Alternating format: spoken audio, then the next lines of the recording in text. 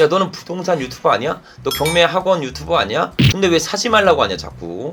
왜 떨어진다고 하냐? 미쳤냐? 이런 과격한 댓글을 다시는 분들도 있었습니다. 전 타 부동산들 경매 유튜버들처럼요, 그냥 무조건 상승한다, 지금 영끌해라, 앞으로 폭등장 온다, 이런 상술 같은 이야기는 하고 싶지 않습니다.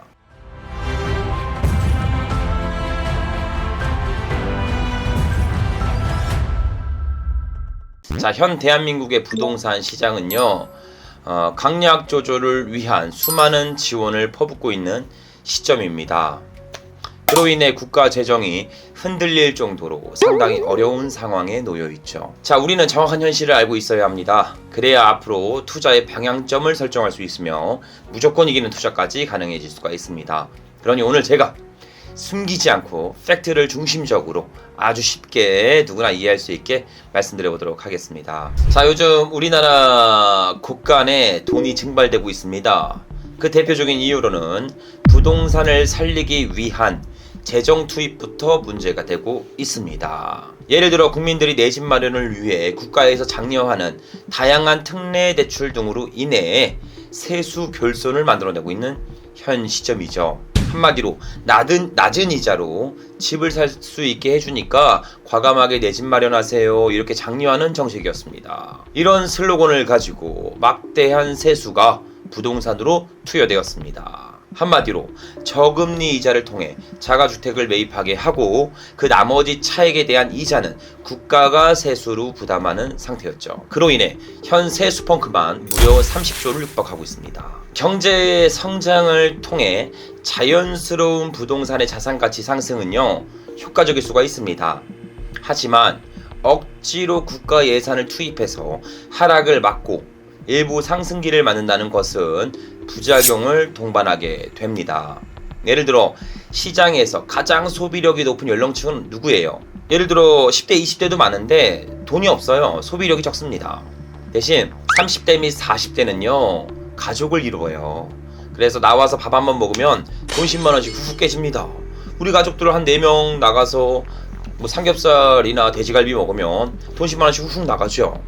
그리고 이 모든 것을 주체하고 있는 연령층이 30대, 40대, 가장 돈을 많이 벌 시기이기도 합니다. 하지만 해당 연령층들은 다양한 상권 사용으로 내수 경기를 올리는 소비가 아닌 무리한 연끌을 통해 내 집 마련을 구매하게 되었습니다. 즉, 국가 주도로 진행된 신생아 특례대출, 신혼 특공 등의 다양한 복합적인 혜택성 대출 상품으로 30대 및 40대는 소비를 멈추게 하였고 집 영끌한 담보대출 이자만 갚아나가는 현실로 바뀌게 되었습니다. 한마디로 빚 갚느라고 돈을 쓰지 못하는 안타까운 현실을 만들어냈죠. 이러면 내수경기 침체를 이야기할 수 있으며 국가 경제 성장 또한 역대 최저치라는 처참한 결과를 지금 만들었습니다. 이러면요, 정부에서 아무리 돈을 풀어도 부동산 하락 및 보합기를 피해갈 수는 없습니다. 그래도 금리가 떨어지면 올라가지 않을까요?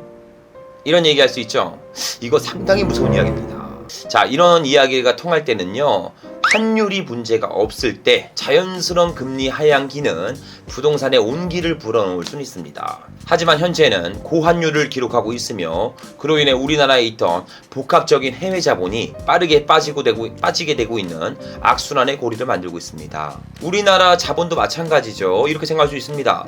뭐야, 원화 가치가 너무 떨어지잖아, 그냥 미국 증시에 투자하자, 이렇게 국내 자본도 동반해서 빠지고 있는 현 시점입니다. 이러면요, 국내의 통화 가치가 무너지면서 대한민국의 화폐 가치는 녹아내리면서 변질될 수 있습니다. 자, 환율이 통제가 되지 않으면요, 상상도 못할 위기가 올 수 있습니다. 즉, 현재와 같은 환율이 지속될 경우 결국 국내 통화 가치는 무너지면서 우리나라의 화폐는 빠르게 쓰레기로 전락하게 된다는 이야기죠. 현재도 지속적인 외화 보유액을 활용하여 치명적인 사태는 피하고 있지만 결국 현재와 같은 상황이 지속되면 외화 보유액은 고갈될 것이고 1997년처럼 한국은 또다시 외환위기를 만들어갈 수 있습니다. 더 심각하게 본다면 대한민국 국가가 존폐의 위기를 만들 수 있는 심각한 상황까지 도달할 수 있게 되죠. 이처럼 환율 방어는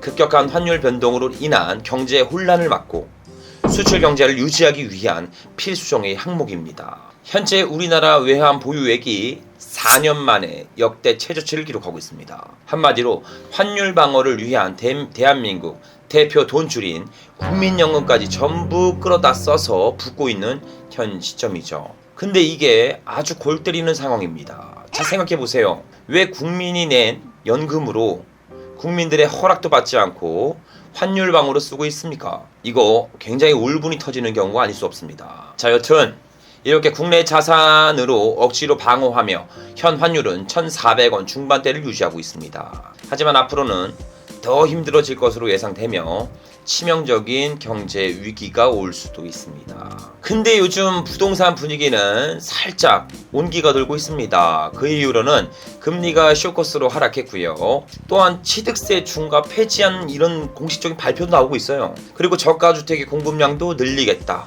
일부 부양 정책도 펼치고 있습니다. 그래서 약간의 온기가 변화되고 있는 시점이죠. 근데 저는 조금 다르게 생각합니다. 자, 경제 성장에 따른 부동산 상승이 아닌 투기 수요와 버블로 만들어진 부동산 집값은요, 언젠가는 무너지는 모래성과 똑같습니다. 자, 이럴 때 묻지마 형식으로 부동산을 매입한다면요, 내가 남들이 즐겁게 놀던 축제 현장에 가서요, 술, 고기 등을 이런 남은 음식들 있죠, 이런 거 계산해주고 나오는 꼴이 될 수 있습니다. 즉, 막차를 타게 되어 돌이킬 수 없는 투자 손실을 볼 수 있다는 것입니다. 부동산 투자에 있어 상승 신호는요, 세 가지를 주력적으로 봐야 합니다. 첫 번째, 내수 경기 활성화 및 경제 성장률 지표 약 4% 등을 기반으로 보셔야 합니다. 이런 자연스러운 자산 가치 상승을 기대하셔야 된다는 이야기입니다. 자, 두 번째는 안정적인 환율의 차이죠. 현재처럼 1,400원대 중후반을 때 환율이 고착화되는 것이 아닌 1,400원 초반까지 안정권으로 내려온 상태를 모니터링 하셔야 합니다. 그리고 마지막 세 번째는 금리 및 유동성이죠. 현재 대한민국 금리는 2.75%, 2%대로 떨어진 상태이긴 합니다. 하지만 시중금리는 크게 떨어지지 않고 있어 부담스러운 건 매한가지죠. 그러니 좀 더 상황을 지켜보면서 투자 여부를 면밀하게 판단하셔야 합니다. 자, 요약해보면요, 경제의 성장률 지표, 그리고 환율의 안정화, 금리 및 유동성에 대한 거시경제, 이런 모든 것을 보고 안전한 투자가 선행되셔야 합니다. 또 그럼 이야기할 수 있어요. 야, 그러면 하지 말라는 거냐? 이럴 수 있습니다. 제가 하지 말라는 건요, 이런 분들입니다. 요즘 뭐야, 금리 떨어지고 있네? 공급이 늘어나겠네? 취득세 중과 해제까지 말이 나오고 있어?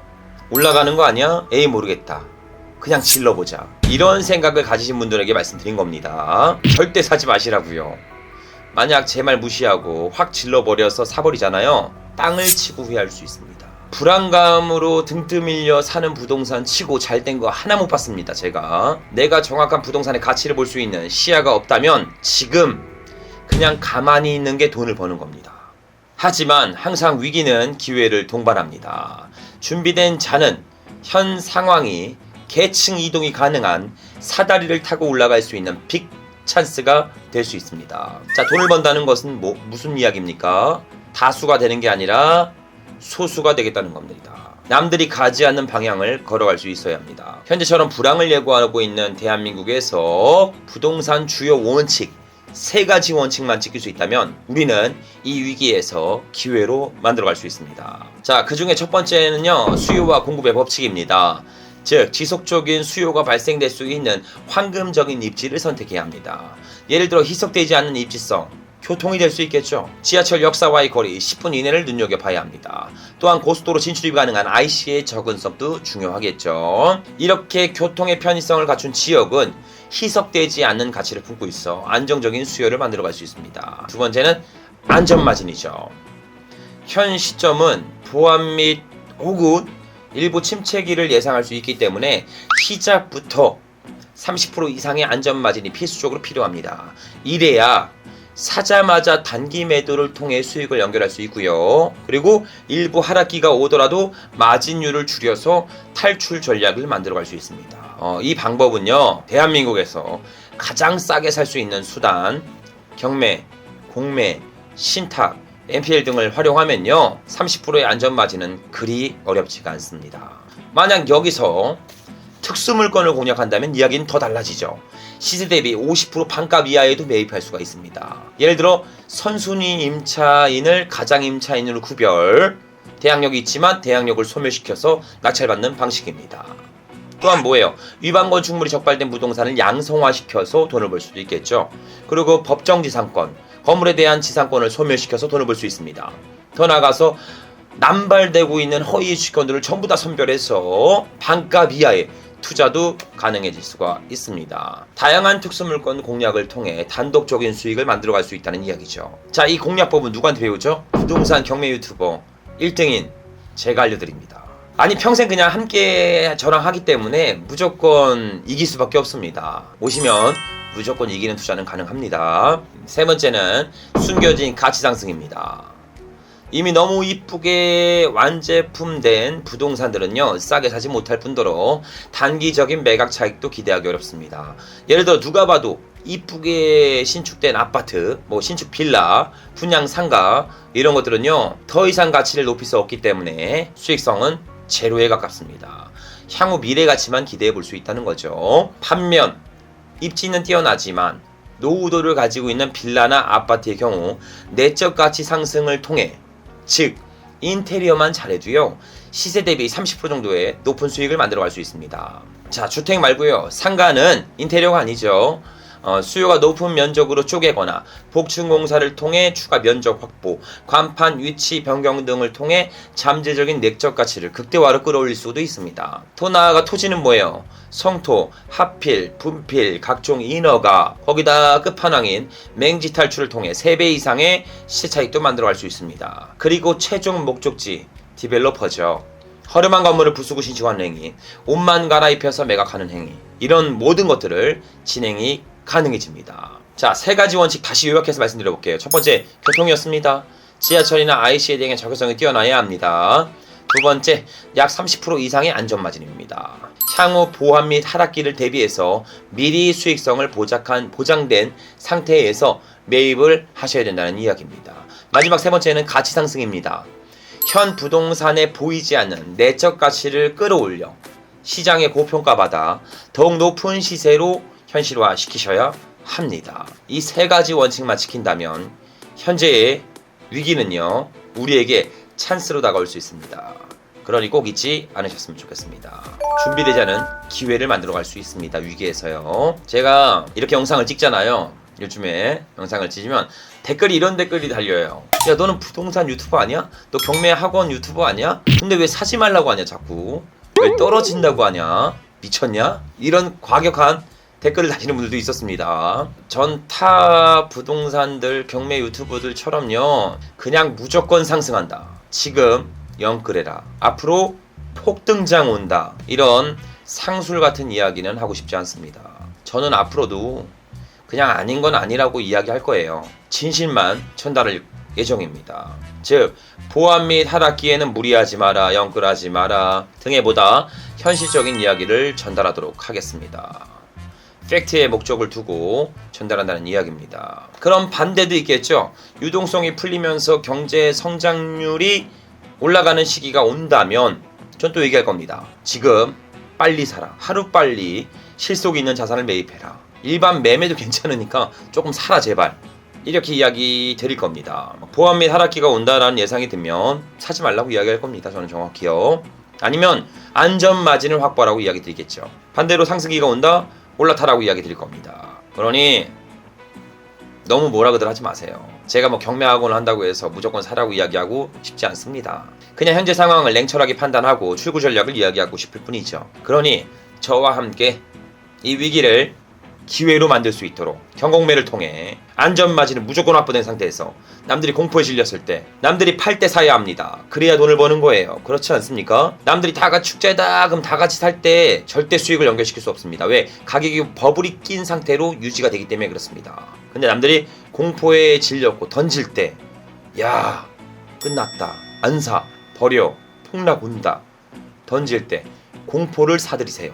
그리고 남들이 찬치다, 최고다, 올라간다, 그때 파세요. 늦게 나오시면 계산해야 합니다. 자, 이런 시점을 제가 면밀하게 검토를 해드리면서 우리 33만 구독자 모든 분들의 경제의 자유를 같이 만들어갈 수 있도록 현실적인 팩트적인 이야기를 전달드려 보도록 하겠습니다. 모든 분들의 성공을 응원합니다. 파이팅! 오늘 이야기의 팩트는 국가에서 지금 부동산 장려한다고 예산을 퍼붓고 있습니다. 현재 곳간에 바닥이 났어요. 돈이 없어요. 이러면 일부 보합기를 가질 수 있습니다. 그러다 보니 너무 갖다 부은 나머지 토제도 다시 실행을 했죠. 여튼 이럴 때 우리가 이제 올라가는 거 아니야 이렇게 막 매입하시면 안 됩니다. 절대로 현공매로 안전마진을 확보된 상태에서 매입하셔야 합니다. 30% 정도 되는 안전마진을 매입하면요, 이 위기는 우리에게 기회가 될 수 있습니다. 무조건 이기겠죠. 왜? 보합을 갖춰도 내가 먹은 안전마진 안에서는 떨어지진 않습니다. 절대로. 그리고 반등한다면 30% 알파 위까지 반등하겠죠. 거기다가 내가 가치를 높이는 작업한다고 했죠. 인테리어, 상가 쪼개기, 토목공사, 인허가 다양한 걸 통해 더욱더 높은 가치를 만들 수 있으니까 잘 실행해서 위기 때 기회를 만들어 보시죠. 만약에 상승장이 불에 타기 시작했다, 그땐 못 삽니다. 지금이 가장 적기긴 합니다. 뚜이님, 대장님 10년 이상 된 서울빌라 감정가는 보통 대지가를 더 높게 측정하던데 건물을 훨씬 높게 감정한 경우는 어떤 의미일까요? 그러니까 뭐 토지가 감정이 낮다는 것은 맹지이거나 아니면 자류형 토지라고 해서 못난이 토지들이거든요. 가치가 현저히 떨어지는 거. 대신 건물은 신축이야. 아주 잘 지어놨어요. 이러면 토지의 가치보다 건물의 가치를 좀 더 우선할 수는 있긴 합니다. 그래서 이런 거는 땅을 좀 볼 줄 아셔야 되고 건물도 볼 줄 알아야 되기 때문에 눈여겨보셨으면 좋겠습니다. 지금 왔는데 KOH님 아닙니다. 자주 할 거니까요. 자주 뵙도록 하시죠. 멤버십 가입하시면요, 이 라이브 풀 영상들을 같이 한 번에 볼 수 있어요. 지금 유튜브에 나가는 건 일부 편집본만 나갑니다. 근데 이 라이브 이 통 있잖아요. 이 통은 뭐가 장점이 있어요? 우선 주요 내용 전달한 거고요. 두 번째는 이렇게 시청자분들과 소통하는 것들 있죠. 여러 가지 전략들 다 질의응답했던 것들 멤버십 회원들한테는 전부 다 통으로 볼 수 있습니다. 그래서 한 1, 2만 원이면 충분히 가능하니까요.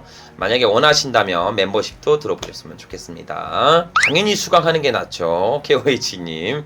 수강하면 이렇게 컴퓨터로 보는 게 아니라 저랑 현장에서 본다고요. 그리고 상담도 매일 받고. 근데 이제 나는 진짜 경매 잘하고 싶어 라고 하시면 뭐 수강, 오프라인 수강도 하고 멤버십도 같이 하는 게 좋긴 하죠. 온라인에서도 보고 오프라인에서도 보고. 큰 비용이 아니니까요. 멤버십은 큰 비용이 아닙니다. 한 1, 2만 원대면 충분히 가능하니까요. 참고 부탁드리도록 하겠습니다. 자, 여기까지 전부 다 시간 좀 내서 더 같이 말씀을 나눠봤습니다. 다시 한 번 말씀드릴게요. 어떤 일이든 시작할 땐 항상 두렵고 망설여져요. 근데 누구나 겪는 성장 통과도 같은 겁니다. 근데 하다 보면요, 잘해지는 날이 옵니다. 재밌는 날이 옵니다. 설레이는 날이 옵니다. 그 날을 저와 함께 만들어 보시죠. 수고하셨습니다. 다음에 뵙도록 하겠습니다.